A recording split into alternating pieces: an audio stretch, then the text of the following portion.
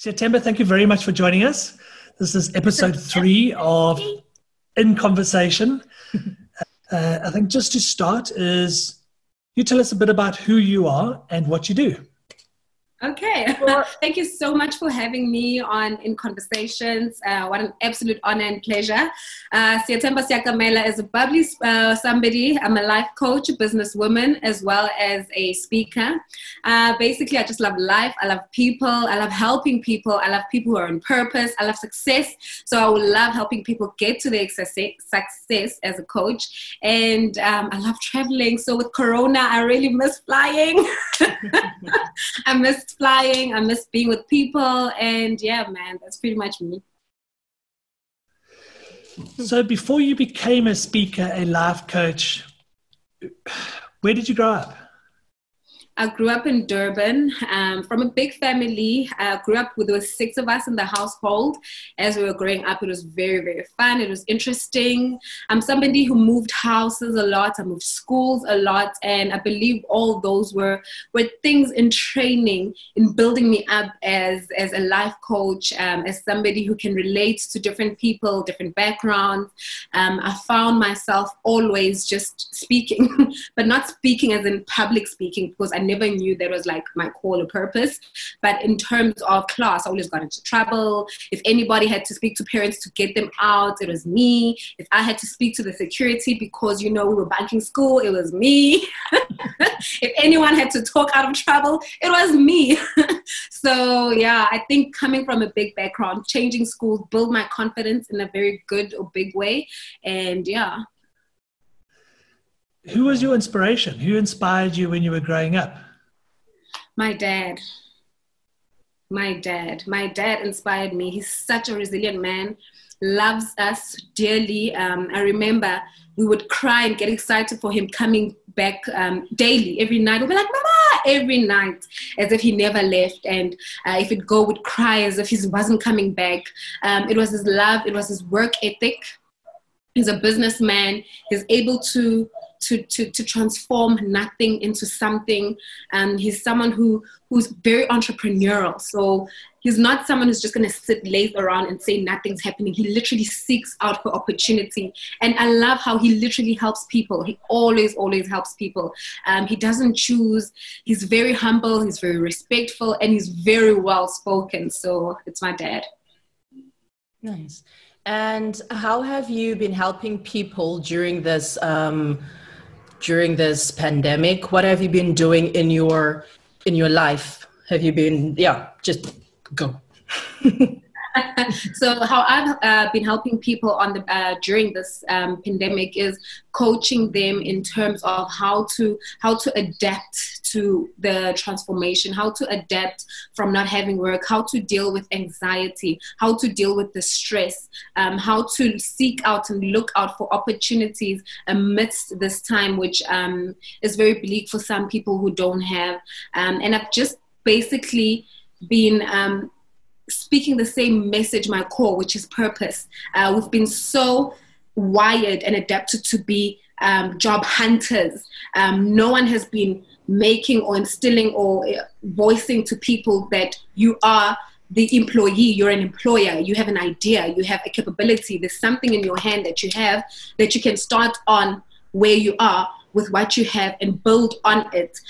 Instead, people just want to either be employed or want everything to be at a certain place, be ready, have the full capital, have the full drawing plan of the idea before they can implement. So it's helping people overcome those stresses. It's helping people get informed, because people don't make steps, they don't take moves merely because they don't have enough information.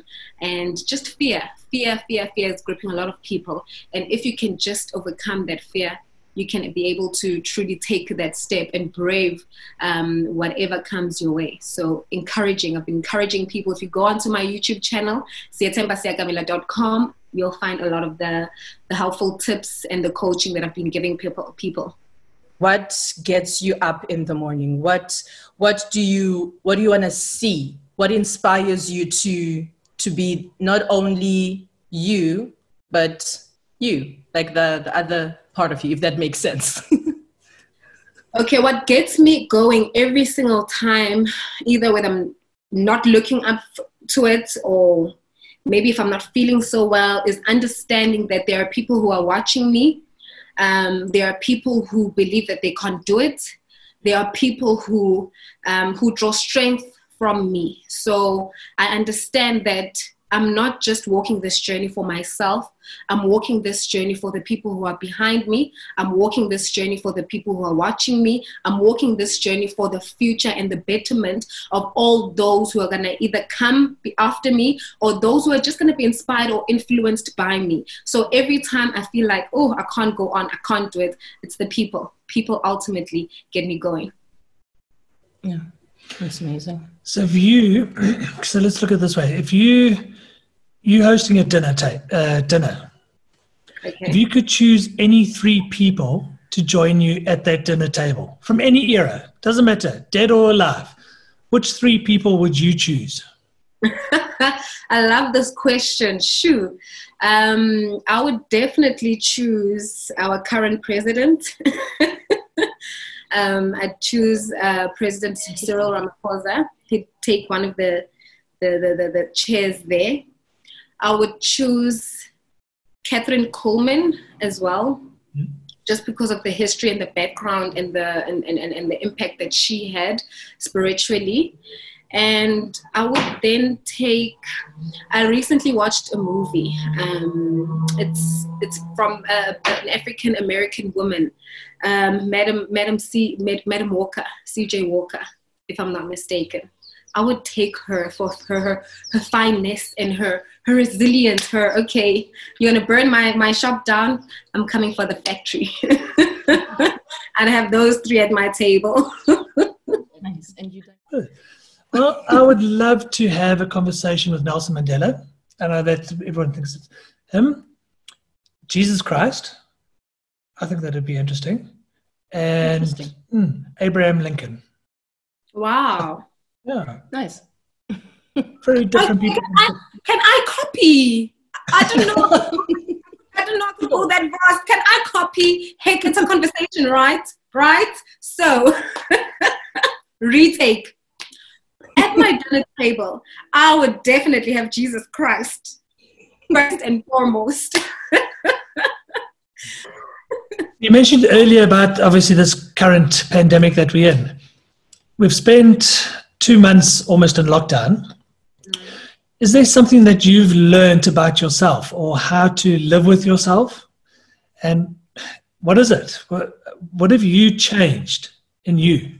In me, oh my gosh. I've really changed how I've taken I wouldn't say simple things in life for granted. So I can say I've tapped into a deeper well of gratitude for the simpler and finer things in life. Like I'm now grateful for nature that I've overlooked because of the bigger things in life. I'm more grateful for life, breath. I'm grateful for people and just touch and you know, I've taken certain relationships for granted as well. So this time has allowed me to reflect and actually understand the importance of relationships. You know, we see people and it's like people, but now relationships. So yeah, those are probably the 2 greatest things. The newfound admiration for relationship and just gratitude for the smaller, finer things in life. That's beautiful. And besides traveling, what have you missed the most since the lockdown? Dancing in a place. Music. That whole, so you know, there's this lockdown house party that's been happening. So you know, one will jump on there, but it's not the same. It's not the same. Of course, I miss church. I miss fellowship with my church people. I miss long drives. Like just, you know, we love traveling in terms of flying because we get there quicker. But like I said, gratitude, right? So the walks, the drives, those things which are deemed old-fashioned or take time or take long. But yeah. Nice. So. Nice. Yeah. If you If you had a box of crayons, what color crayon would you be and why? I would be red. I would be red because it screams, look at me, danger, attention. You can't miss the color red. It's burning with passion. It's just a blaze. Heart is red. Yeah, I just love red. I choose red. And about being a speaker. So if we go look at your career, where you are now, what do you love most about being up on stage? What fulfills you? That moment when you see that what you're giving to your audience, they're really taking it in. They're really reflecting. They're really having the ahas moments. Knowing that you're touching pivotal areas in their minds, in their hearts, and in their lives, and that somehow and in some way you're shifting a paradigm in their life journey and in the way that they've been living or doing life. So just that, but most importantly, having them come back and raving about those transformations. Or, oh, okay, I didn't look at it like that. Oh my gosh, it's pushed me in this light, or it's driven me in this way. It's truly bringing transformation that's progressive in another person's life. That screams the most for me, and being able to see that indeed they are captured, they are interested, and they are getting transformed from the message. Nice. I actually wanted to ask you, what was your favorite testimonial from a person? Was it, did someone come up to you and say, listen, Siyathemba, you really changed my thinking. I used to think like this, I used to think like that, but because of you, everything has shifted. I understand you did kind of say that, but has anyone ever come up to you or even emailed you or whatever it was? What was your favorite testimonial from a client, from the audience, or whatever? It's always the ones that say, you don't know how much this means to me. You don't know how much you've impacted me. You don't know how much this has changed my life. It's always those. You don't know how much. I get a lot of those. Not only those, but I believe those are the ones that speak to my heart the most, because I believe that had I myself shied away from having the courage or the boldness to take to whatever platform that person may have heard me from, they may not have had that paradigm shift, because I believe that person's mind, the trajectory of their life changed because of my voice specifically. And for me, it's that, thank you, I managed to take to the podium and change just one person's life. So it's always those. You don't know how much this has changed my life. So I hear some family members in the background. Actually, complex members. I've shooed them away, but yeah. That's lovely. So how has your family supported you? Because, speaking in this industry is not easy. It's hard work. And depending where you look, they normally say it takes about 2 years to get started. And to become fully established can be up to 10 years. So it's hard work. It's a lot of people look at it and think, oh, it's easy. I want to be on stage and I want that. Who supports you? So the support has gone, it's been a bit, I don't want to lie, it's been a bit like, what is she doing initially? Like, what's happening here? But I believe the resilience and the passion in pulling through has gotten them to be like, okay, this is real. This is it. And now they're gunning for me. They're critiquing my work. Do this, do that. That went well. You're speaking over us. You're speaking over us. So their feedback, their critique has really pushed me a long way. It's helped me in terms of improving my craft. And it's nice to know that even I mean, you know how speaking the industry is. I personally am hard on myself. So it's nice to have people when you believe you haven't done your best, they listen to you and they always find something to clap hands about, something to basically compliment you on, and just to say, you know what, it's not going to be easy, but you know why you're doing it. Continue. So I don't want to lie, their support goes a very long way, and it's there. And I'm appreciative of it. How do you relax? What do you do before lockdown? How would you go and just spend time on yourself? What would, gardening, whatever it be, what is it that you do? And then during lockdown, what were you doing to find your own space? And how would you rejuvenate? I find it hard to relax. I literally have to speak to myself to say, relax.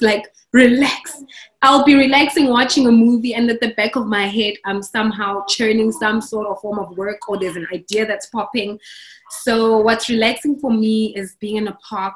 Before lockdown, is going out to a park, sitting down, having a book, lazing around and just chilling, having friends and just tuning out, laughing, or the odd movie. I love romantic movies, so I'll watch a romantic movie and I'll get lost in it. And yeah, post lockdown, it's books. I loved reading growing up, and then I don't know what happened, but I've made intentions to rekindle that love. And so me and reading now, we're like this. And I find that it's relaxing because it's me just literally taking in what I'm reading and maybe reflecting here and there. And then I'll just obviously watch movies still, or a series, or I'll just call someone up and just literally unplug deliberately. Or long baths as well. Candles, that works. And what book are you reading at the moment? I'm reading What's Your Purpose by Warren. Okay. Again, I'm reading the thicker version. I've read the small version, but I'm reading the thicker version. I'm actually reading two books at the same time. I forgot the name of the other book. What drink describes you best? So I'm not sure if it's called a pina colada, if I'm not mistaken, but it's a cocktail, the one that starts off a bit peachy at the bottom. It gets lighter, like orangey sunset. Then it becomes yellow at the top. Then it's got the ice trimming with the blue. I'm not sure. I think it's ice that's just colored. And then it's got the straw on top. And of course, don't forget the cherry.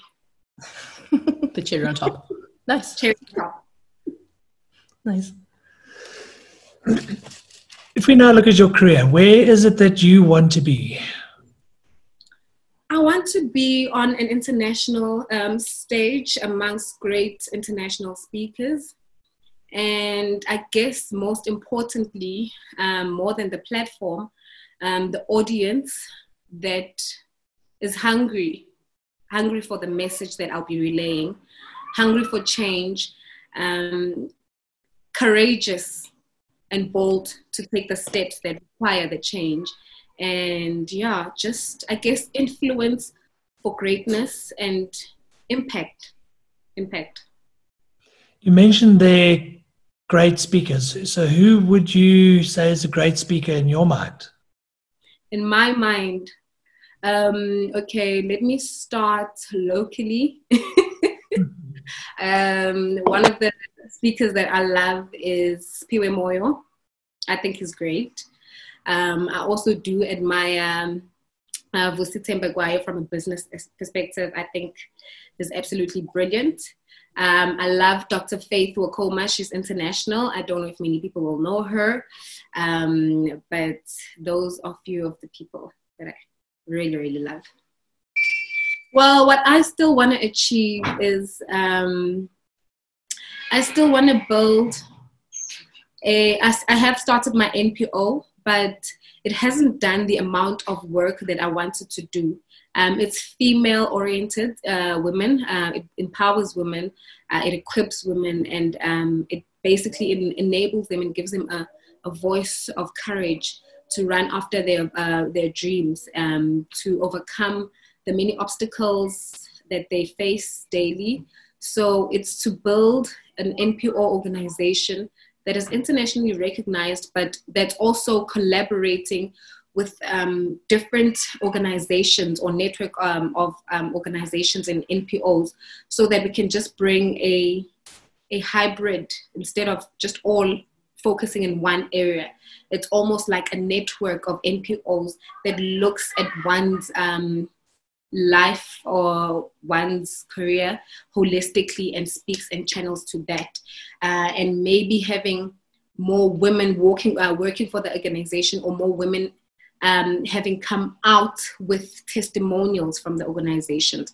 As a speaker, obviously, I want to be internationally recognized, and that's not happened yet, but it's coming. And what can I do for people? I can truly push them to their purpose, push them to think outside the box, help them understand that it's not going to be comfortable. It's not meant to be comfortable. For them not to be fearful to make mistakes in front of people. It's often the people who make mistakes who learn from them and are able to craft something bigger and better from or out of that. It's to push pioneers. Pioneers are people who are going to start out things that have never been done before in life, in the world, and therefore they don't have a blueprint or people to look back on. And it's difficult to be a pioneer, but it's the pioneers that I believe truly leave the mark, shape the world, and just shift the whole world in the midst of being uncomfortable, in the midst of being unpopular, and in the midst of making a ton of mistakes and losing a lot of money. But yeah. Yeah, fantastic. I think you have a very exciting future ahead of you. You've got some big goals, big dreams. No, but we're very excited to start this journey with you. So thank you very much for joining us in conversation. And we look forward to catching up again in a couple of months. Yes, I look forward to more of these. They're absolutely fun. And I love the questions you posed. I was never ready.